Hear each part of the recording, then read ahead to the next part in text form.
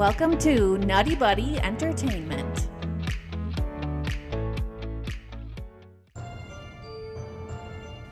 The Ugly. Ew! Okay, let's start with maybe since we're with you already, Travis, let's just do another one with you. Give us your first ugly. All right, boys. Just remember one at a time, and then we'll keep piling on. That's what we're gonna do here. So is a bad guy ever a bad guy in Star Wars? So feel free to add to this list, okay? And I'm just gonna stick with this, and then I'll throw in a couple more. But Boba Fett, we all think he's bad, right? Empire Strikes Back. No disintegrations. Yes. Tuscan Raiders, we think they're bad, right?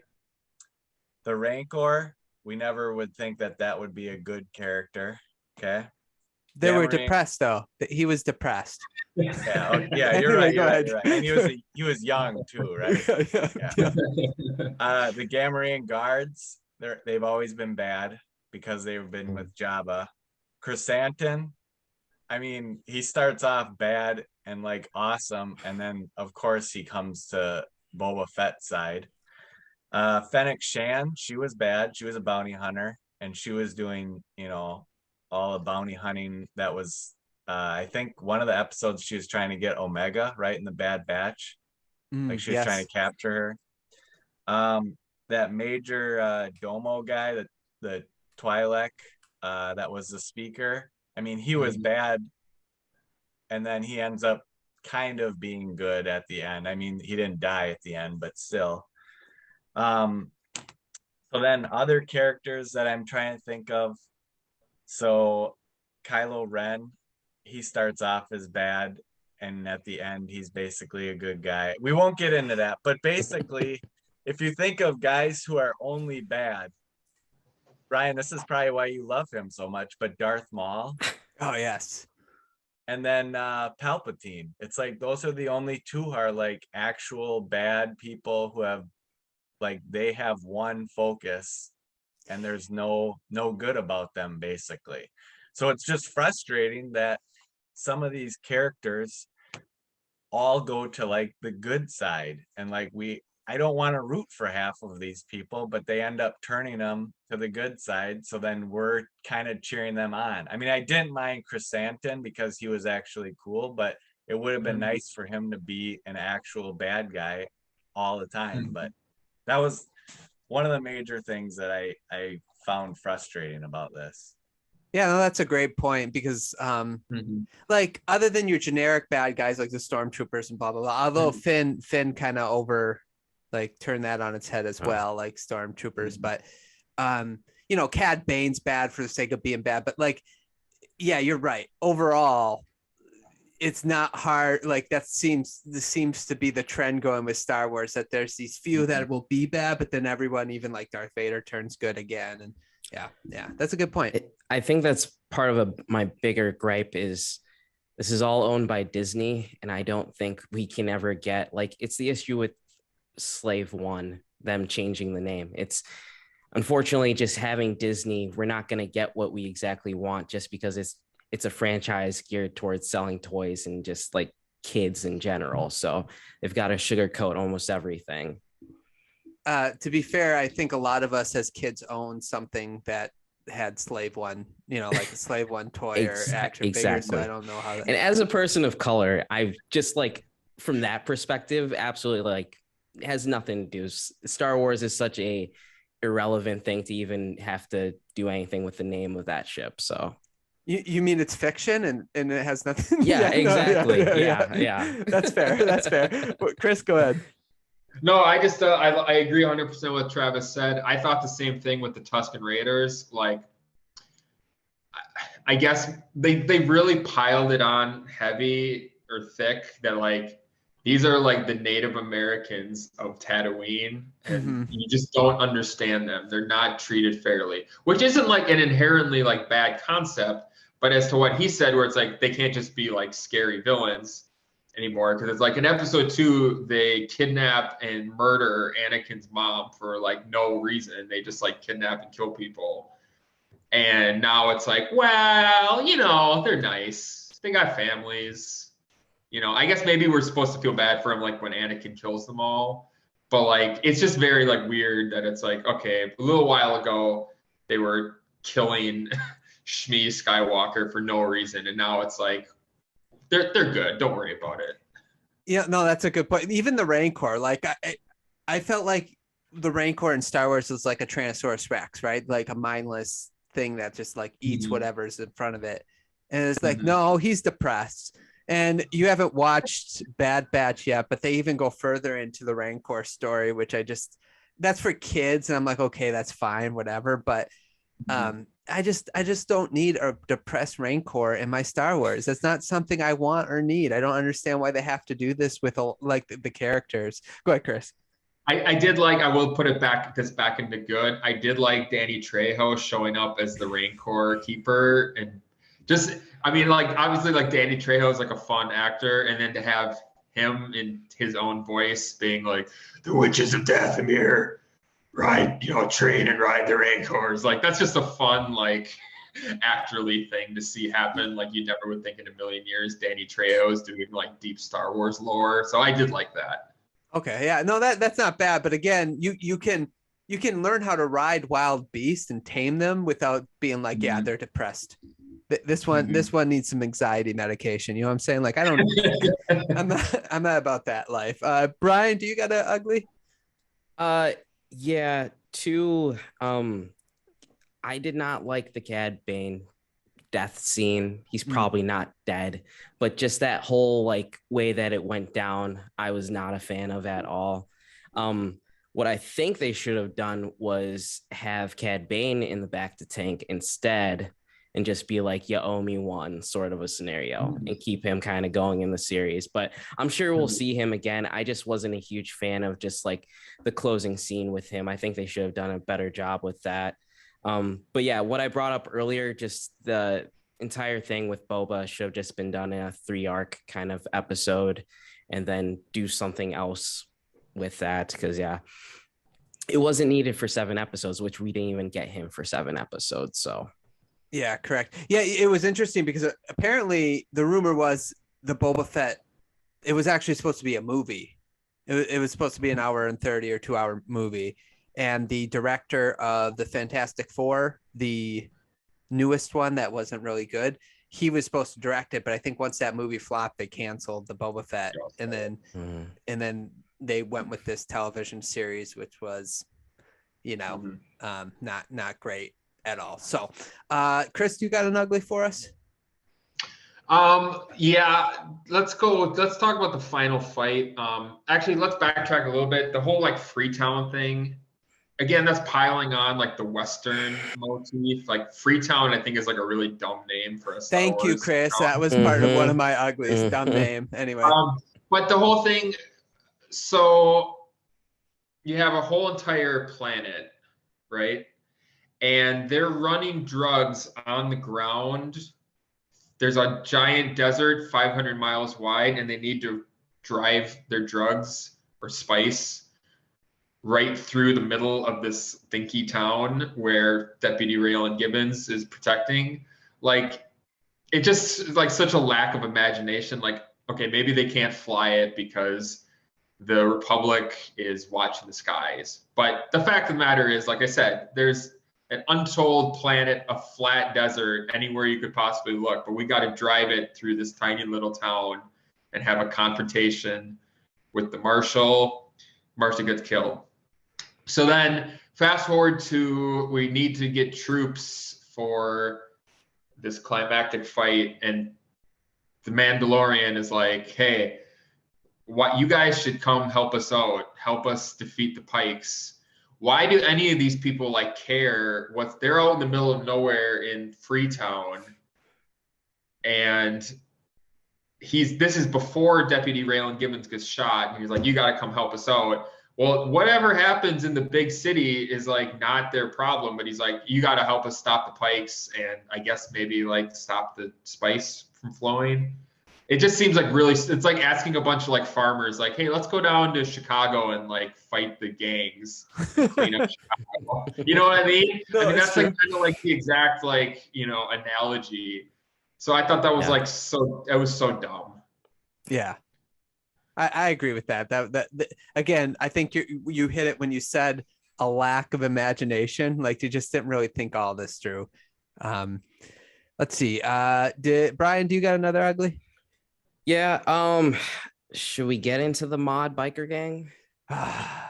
Do we want to? Yes, let's do it. I'm just as a person who is a Power Rangers fan. Me too. I love them to death, but just this was not it for me. Just the aesthetics of them. My main gripe with it was just like, okay, if you're modding your body and you want to be cool, like, why can't we incorporate some sort of weapons? They had the smallest pistols I've ever seen in Star Wars for the entire thing. Thank you for saying that. You've got a guy with an eye that looks like a laser. I think in the last episode, he was helping like Chrysanthemum up with the other like mod leader, and like some guys were firing at them, and he does this like spin around. And I'm thinking he's going to use a laser out of his eye. I'm like, oh, that'll be kind of sweet. And no, he just pulls out his little pistol. And I'm just like, come on. Just like having more mods sort of just like that could actually be useful. I'm just thinking like the aesthetic of what they needed to be was similar to just like more of the Knights of Ren sort of thing, where, you know, if they've got some sort of staffs or something like that with some like electric stuff, that would have been cooler. But I think they just went in the wrong direction with these guys. But that spin though, man, that spin. Yeah. Oh, what a waste. Travis? There's 2 times, well, there should be more, but 2 times that I'll admit that I was very embarrassed to watch this show. One was the spin. The other was the scooter chase scene. Yeah, that went at about 2 miles an hour. I mean, it was just utterly ridiculous and embarrassing. So do you guys know that the director of the episode with the biker gang, I think he did more, but when they first showed up, was the Spy Kids director? He directed the Spy Kids movie.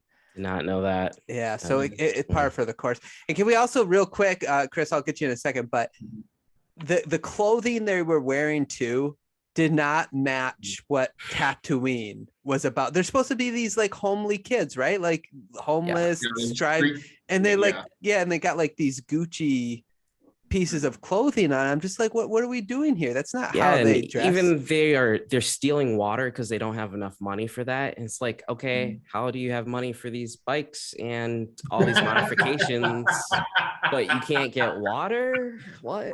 Right. Exactly. It was just like, it was the worst idea in Star Wars history, I think. And one of the most underrated best parts of episode 7 was when one of those bikers, one of their bikes got destroyed. It made me cheer.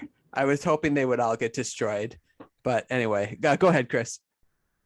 No, I actually I didn't hate them. Like the execution was bad. I didn't hate them as a concept, except for we talked about. I mean, they can't just be nasty little street urchins. It's well, they just need the guiding hand of Boba Fett to set them on straight and narrow. Because you had that episode where they got introduced, the great character actor Stephen Root was completely wasted, but he was the watermonger, and he's like, actually, you're the nasty old man. I'm on the mod side, but that's neither here nor there. What I wanted to say was, I had a realization that so they're called mods because they do body modifications, but also they're called mods. So back in the 1960s in Britain, there was a subculture called the mods, which is where the Who came out of, because there was the mods versus the rockers, and the mods all drove around scooters and dressed really snappily. And I realized that because there was a guy in the mod gang who was literally wearing a suit and tie. So it's it was oh no, a realization that's also what they were doing, is that they were supposed to be 1960s British mod culture. except for the girl who is dressed like 2003, like Julian Casablancas, like Brooklyn hipster or something like that. But that's where I go, like, this is like fan fiction to me. It's like, okay, it's cool if you're like making a fan fiction and you want to integrate these things into your fan fiction. I'm fine with it. Might be a good read online if I'm bored or something like that back when I was like 15. But this is not like, this is not about your story. This is about the Star Wars story. And you have to put what you want to put in there, like, aside if it does not fit with the Star Wars. And for Tatooine, they were just too much for me. That's the thing. They were just too much. Yeah. Anyway, let me go to one of my uglies. I'm gonna say Grogu coming back was a little bit of an ugly for me, just because it diminished the sacrifice that Mando and Grogu made at the end of the season 2 of Mandalorian. It was supposed to be this big moment where like they both had to let go, and Grogu was going to go off and train with Luke, and the Mandalorian had to figure out kind of what to do next, you know, and they kind of like diminished that moment, I feel like, by having them come back together, especially so soon, if that makes sense. So that's a little bit of an ugly for me. I really wish they would have waited longer to have them coming back together. Go ahead, Brian. Yeah, I mean, the whole season 2 was him trying to find his people, and, you know, finally gets that. And then in, you know, 2 episodes, he's just like, nope, I'm going to dip. See you later. It did diminish it. Yeah. Chris, you had something too? Yeah. I thought that was really stupid in the final fight. There's a giant death droid blowing up the town, and Amy Sedaris, mechanic, rides her rickshaw directly into the battle. It's like, what? What's going on? And he's like, get out of here. And it's like, you didn't hear the thousands of gunshots going off from a mile away. And then like, you didn't hear it and then you bring the baby into it. Really contrived, really stupid. Yeah. I want to add to that actually too, because so, you know, like I was talking about, like the way they made Cad Bane was a little out of character, especially at the end when, you know, he should have probably ran, you know, and just fight for another day. I felt like it was out of character for Luke Skywalker to send Grogu back all by himself. Yes. Don't like he made Grogu choose which one he wanted, which is fine. But then he's like, we're just going to send him randomly to this place where I have no idea what's going on. And then R2, yeah, right. But he's like, no idea what's going on. And R2 is going to drop him off and then leave right away. Like not even R2 escorted him, right? He's like, so R2 goes back. I was just like, why would Luke wouldn't do that? I don't feel like Luke would have done that. So I felt like that was poor writing again. Just not understanding who the character is.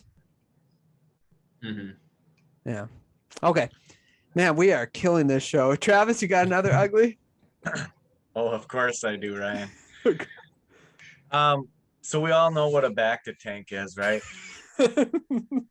We've seen it before this show, and we've seen it in Empire Strikes Back where Luke is getting healed in it. And I'm sure there's been other references to it, but good Lord, could we just give the back to tank a rest in this season? Any type of injury and off to the back to tank they go. It's like their automatic healer. It was just way too much of the back to tank, and it kind of got a little annoying. And now it's like a running joke that like if you get a scratch on you, just go on the back to tank and heal up, basically. Yeah. I just thought that was stupid how much they incorporated it, and like Boba Fett constantly being in there in the first couple episodes. So yeah. No, you're right. It was annoying. We got to see Darth Vader, I think, in it too, when Anakin Skywalker, Rogue One, I think, right? We got to see Rogue One. Yeah. Okay.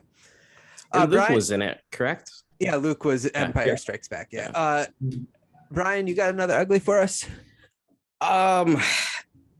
The rampaging Rancor through the streets, like Boba not taking the advice of going to the palace from the modders and then just being like, yeah, we'll just do it in the middle of this town I'm trying to save. and then just like the Rancor gets loose and just demolishes everything. At that point, like he should have just grabbed, you know, the Slave One and just came through the town and took care of the Firestorm. My bad. The Firestorm. Just brought that guy through the town and just like taking care of those guys. And yeah, I did not like that kind of like rampaging. And like just to have Grogu just like go up to and touch it and be like, go to sleep. I was just like, okay. Yeah, no, I agree. I didn't even think of that because the whole point of them staying in the city was to protect it from being destroyed. Yeah. And then he ends up destroying it anyway, technically. Yes, exactly. That's a great point. Chris, you got something? Yeah, that was a really, like I said earlier, you know, I liked seeing Grogu show up. He's enjoyable. But his very first appearance in The Mandalorian, he puts a giant animal to sleep. So like the climax of that whole episode being that I guess maybe the Rancor is a little bigger, but like it just fell flat for me because it's like we've seen him do this before. It's not a wow moment. It's like, wow, look at what Grogu can do. It's like, yeah, that's kind of like in his bag of tricks already. So it just was like kind of dumb because I don't know, we've seen it. I mean, I guess it was cute. It was cute. He then curled up and went to sleep, nestled next to the Rancor. But just the mere fact that he did for the cuteness. The mere fact that he did it, was like, whatever. Again, it's not something I need in Star Wars. It's like I don't know. That's kind of how it's not what I need in Book of Boba Fett. That's correct. I wish we would have gotten a little bit less into that. I like Grogu. It's just more of just like bounty hunters and developing that. So, Chris, you got another ugly? And then I'm gonna keep going into that last fight because it went on for like 40 minutes. But there's a giant death droid with impenetrable shields, and after like a minute of shooting lasers at it and nothing going through, I guess let's just shoot at it for another 15 minutes and see what happens. We'll fly up next to it. We'll shoot it from point blank range. Oh, that didn't work. Well, let's just keep shooting it. So that was just like, it's just dumb. That's a good point. Yeah, I don't have anything to add to that, but that's a great point. Travis, you have some? Well, you can go, Ryan, but I'm gonna break down a couple fight scenes that were pretty terrible. No, go ahead. Sense. Well, you're my guest. So, you go first. So the one that Chris was talking about, the whole droid. So I thought the droids were actually pretty cool. Basically giant destroyer droids, from what I could tell. But they could have easily destroyed and killed the people they were fighting. There was moments where the droid was like, I don't know what it was doing, if it was like installing an update from Windows 95 or what, but it was just sitting there doing nothing when it could have easily have killed the Rancor because they had like their little standoff and like it wasn't shooting at them. There's just so many moments that I was like, this thing could easily wipe this whole town out. And it went so slow. And you see what happened is they installed stormtrooper_.exe program into the droid brain. So that's why they missed everything. So there wasn't any consistency with it basically being able to like destroy anything. And then all of a sudden it can't shoot when it needs to shoot. And then another thing, I didn't understand what was going on. So at the very end of that fight scene, you have the town of whatever it's called. Freedom. Yeah, Freedom Town. They get themselves backed into this corner. And I don't quite understand what the two girls' plan was. So they needed a sniper and they traded the guns with the guy with the giant rifle, which, Brian, you already touched on it, but the little pistol gun it's like a pea shooter, basically. Real quick, what it reminds me of is Men in Black. You remember when Men in Black, Tommy Lee Jones gave Will Smith that little gun? Yeah. Anyway, go ahead, Travis. It didn't have that kind of firepower, though. No, it did not. But Travis, what that was called was a meet cute. So they can say, oh, see, here's two ladies having a little moment. For the future. That's what that was. But yeah, getting the higher ground, how would have that done anything? You're firepower still can't go through the shield. Exactly. So. I didn't understand what they're getting at. They're like, we need to get to higher ground, but then they get to higher ground. It's not like the bullet's going to be able to penetrate the shield from up there. And so what was their plan? I don't quite understand what was happening there. Neither did the writers. They just thought it'd be something good to put in the show, like the girls communicating and getting up to higher ground. They made it up the stairs. Awesome. Along with the final fight, so although I really love the jetpack scene, when they were getting shot by the Pikes, how not one shot, like all the shots hit their armor. Like every shot that hit their armor. Not one accidentally hit them. And I thought that was a little silly too, real quick. Like just an ugly, how many times they were getting shot, not one of them accidentally hit them in the leg or, in those areas where they don't have the armor on. Every single time they got hit, it was in the armor. I thought that was pretty convenient considering the amount of people firing at them. So I got to give that an ugly, although I still like the scene in general, but it's just like, my disbelief was there because it was just like as many shots accidentally, one should have hit them. Okay, let's go around the room again. I'm sure we can do it. Brian, you got another ugly for us? Yeah, I not anything specific, just more on just the series itself. I wish it would have just focused it a lot more on just bounty hunters in general, getting more on that. Because even if you were to just start some sort of guild instead of just coming to a town and taking over that, just being like, the bounties that we want to do, I could see that more. And then incorporating more stuff, get Bosk in there and stuff. Oh, that would have been cool. Yeah, that would have been really cool. Like missed opportunities. Yeah, an IG-88 would have been cool to have in there too. Yeah, that would have all been pretty awesome. Let's see, Travis, you got another ugly? Yeah, I have a couple more. So to go along with the back to tank and fight scenes. So the one with Chrysanthemum where he gets into the palace where Boba Fett is in the back to tank. Ryan, we talked about this. So he gets Boba Fett and we all know what a Wookiee can do to people. He can rip arms off of people. And Boba Fett's just like sitting there getting picked up by doesn't he try to crush him? Yeah, I don't know what he was doing. His back should be broken. So, so that's going on. And then the mod gang is downstairs. And I don't know if you guys noticed this, but when they heard that the fighting was going on, they didn't run up there. They come around the corner and they're walking towards Chrysanthemum.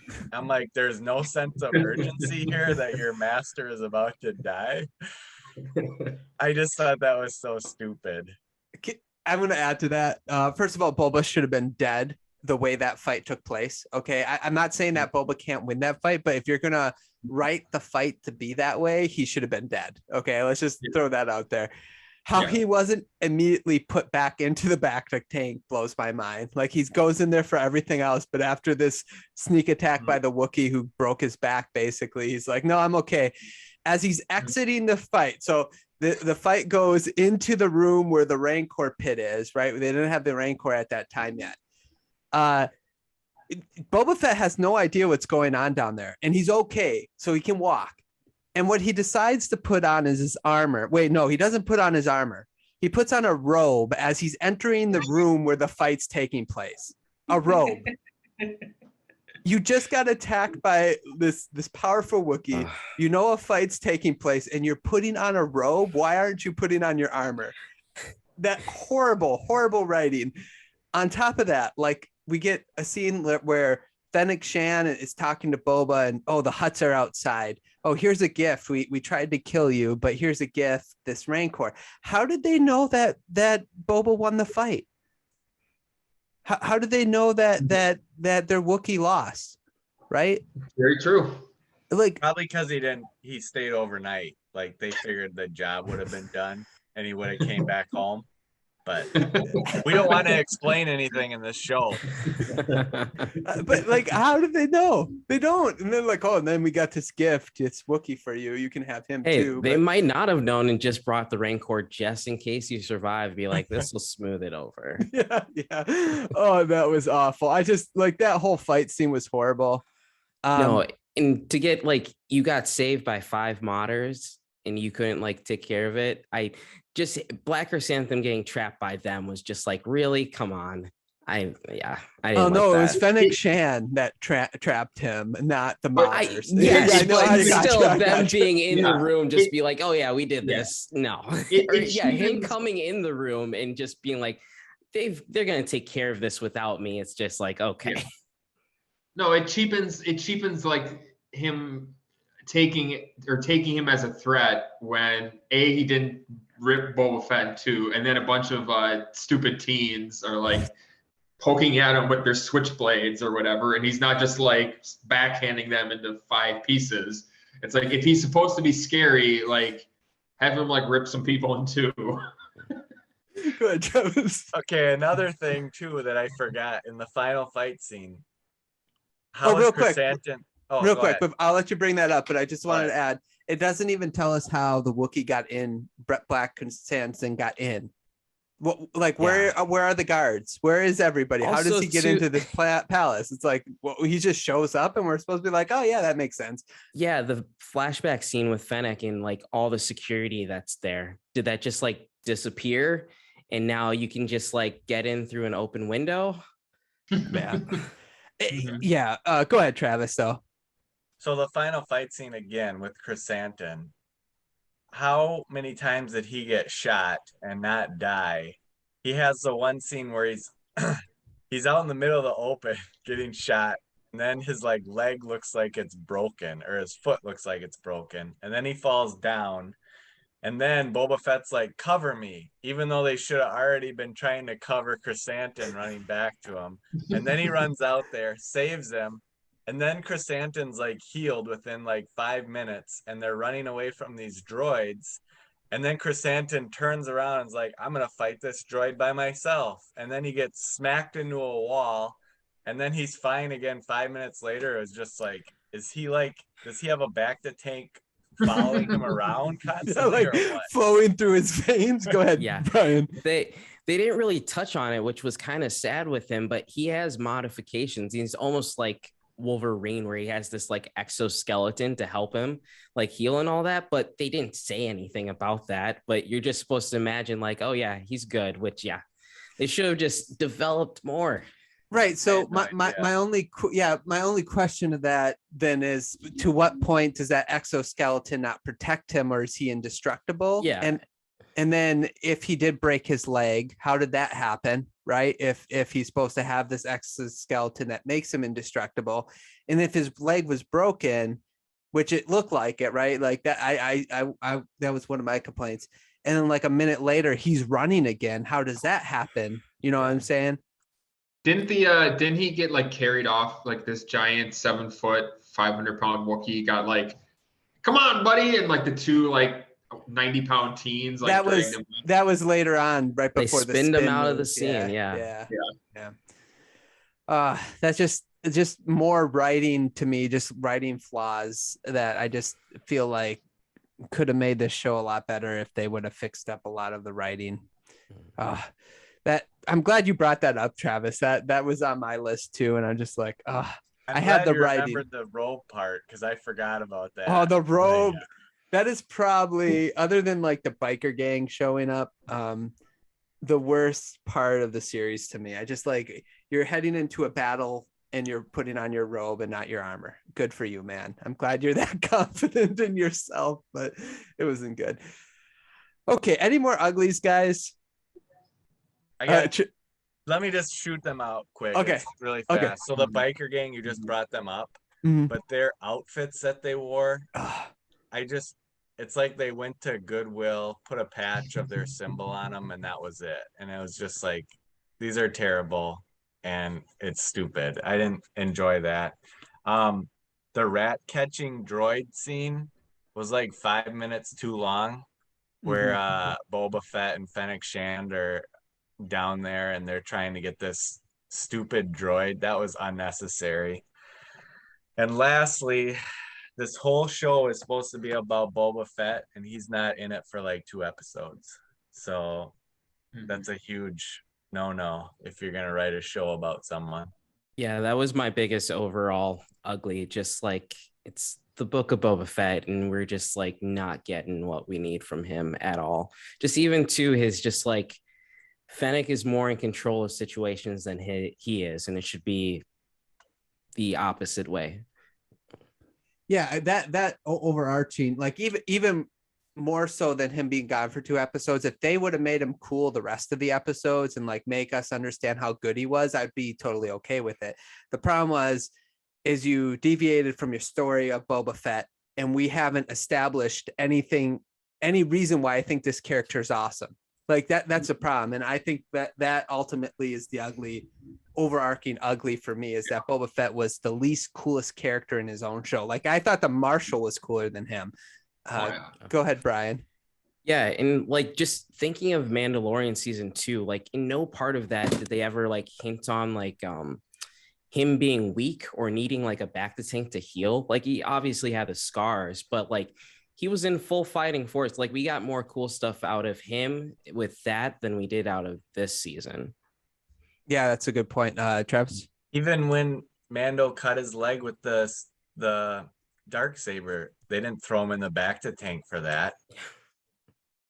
Yeah. Yeah. Real quick, the armor showing up with the other Mandalorian, that was pretty cool. None of us mentioned that, but I'm just gonna bookend it there. Any other uglies, guys?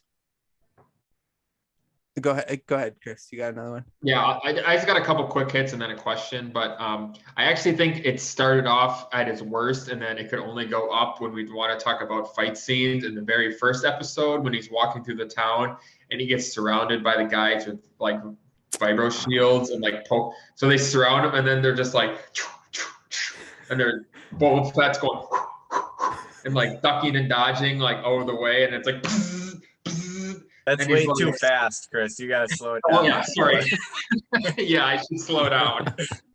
That was the worst scene in the whole series. So there could only be improvement from that because I was so bad. It was so slow, like Travis said.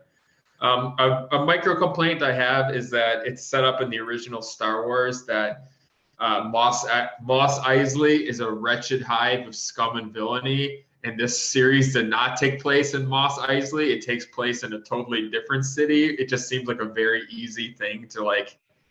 It's like, okay, now we can see why Mos Eisley is so bad, and they just punted that. My question is, this is like a meh thing for me. It's kind of more of like an overall complaint with like, I guess, a philosophy in Star Wars.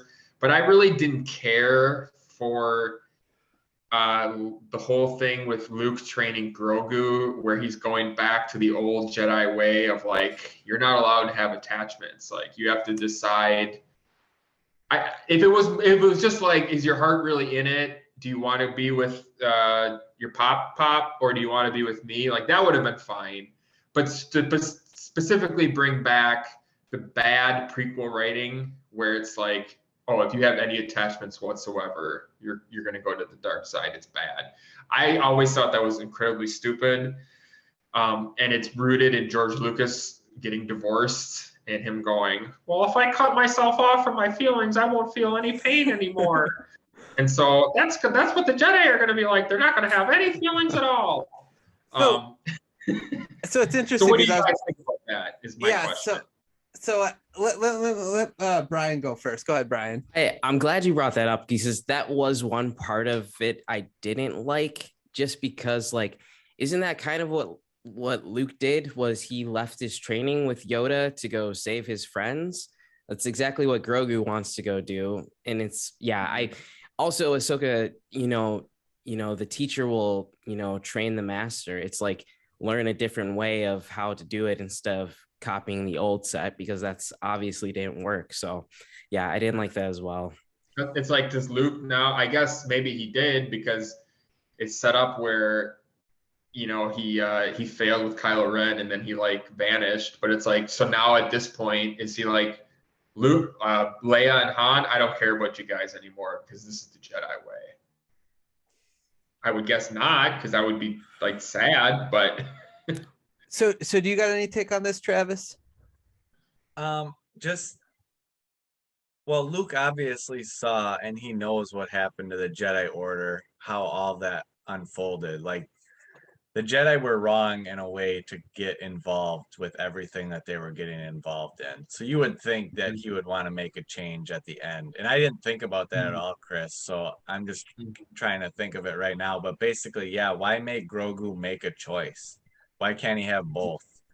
You know? So actually, I got a hot take on this, Travis and Chris. You'll appreciate me on this because this is usually your realm, is the hot take realm. The Jedi. Hold on, you should get a hot take alarm also. For this. Yeah. I'll work on that. But so I understand where the Jedi were coming from. I'm not saying they were right, but the whole point of the Jedi Order was basically to keep like fight the Sith, right? Like, so you got to be the opposite. Emotions are evil, essentially, right? Attachments, because that leads you down to the dark side where you start using the Force for selfish reasons, right? And then you become Palpatine or Darth Vader or whatever, right? Or Anakin. Like he the whole reason why he went. I mean, there's other reasons, which would be a cool podcast to do, is like talk about Anakin's like story arc and how he became into Darth Vader.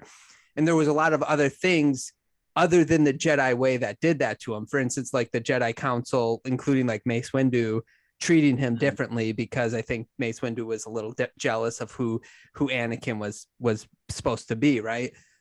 But what the Jedi saw was two options, right? You let them have attachment and risk that if something happens to the ones that they love, that they would go to the dark side, right? Because you have no idea.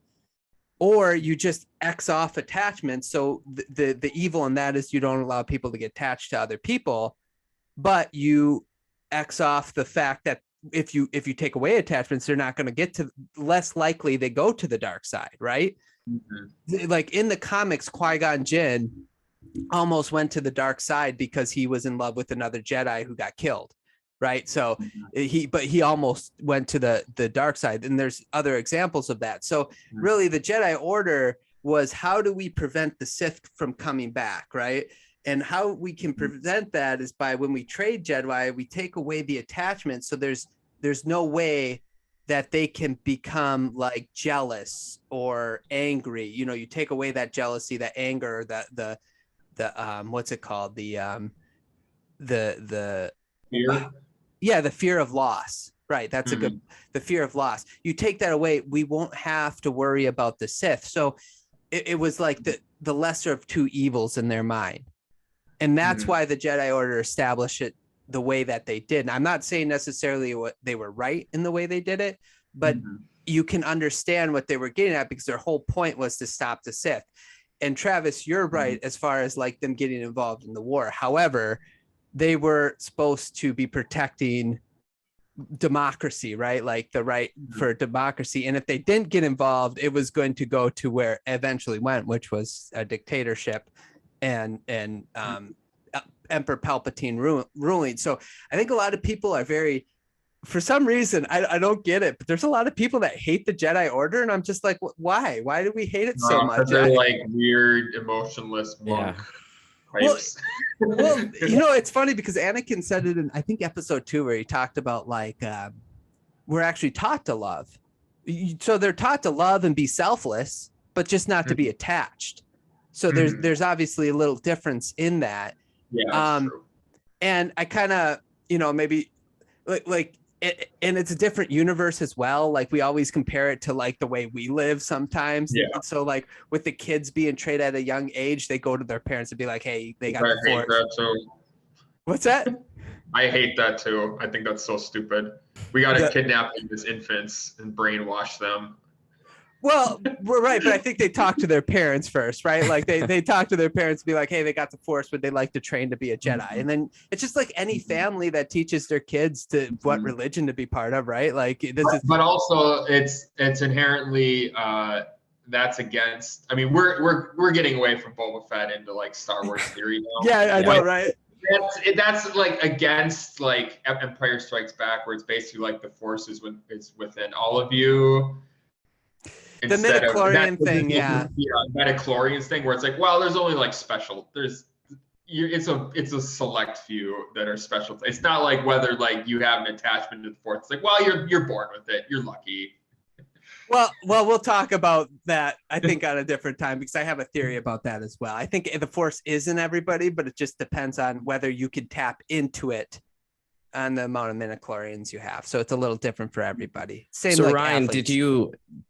did you agree with how Luke handled that situation in that episode, sending Grogu away? Well, it's interesting because I feel like in Legends, which is no longer canon, I feel like he changed the way of the Jedi Order, but I think Disney wants Rey to change the Jedi Order. So I think they're setting Luke up to build the Jedi Order exactly the same way, because they want Rey to be the one to change it. Because now I heard that they're talking about doing another trilogy with Rey. That's the hot rumor right now. So interesting.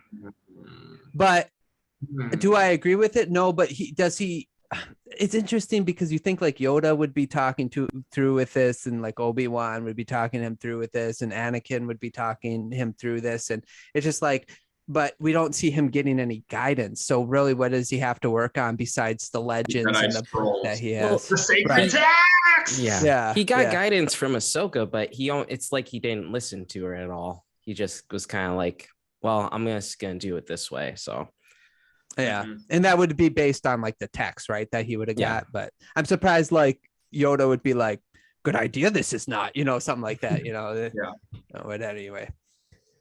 Okay, no, but good side discussion. We'll have to have a little bit more deeper discussion on that at some other different time. But I hope you guys enjoyed us discussing Boba Fett. If you'd like to hear the rest of what we had to say as far as the great, the good, the bad, and the ugly, also our ratings for Boba Fett, and changes that we would have made, and what we're expecting from the Obi-Wan series. If you'd like to listen to any of that, click on one of the links below to listen to the rest of the podcast. Once again, thanks so much for listening. Subscribe to the channel, like the video, and we'll talk to you guys soon.